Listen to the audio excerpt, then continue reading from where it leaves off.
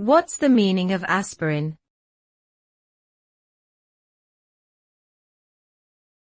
Aspirin.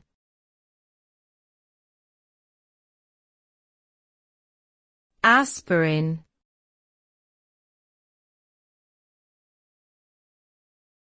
Aspirin.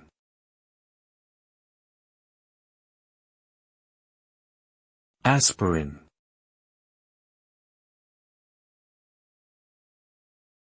Aspirin is a common medication used for pain relief, fever reduction, and anti-inflammatory purposes.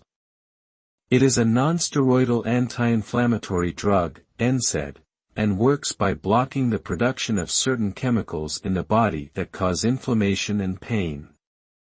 Aspirin is also used to prevent heart attacks, stroke, and blood clots in individuals with a high risk for these conditions.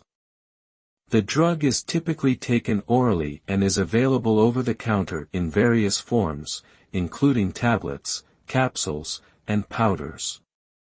Long-term use of aspirin can have adverse effects, such as stomach ulcers and bleeding.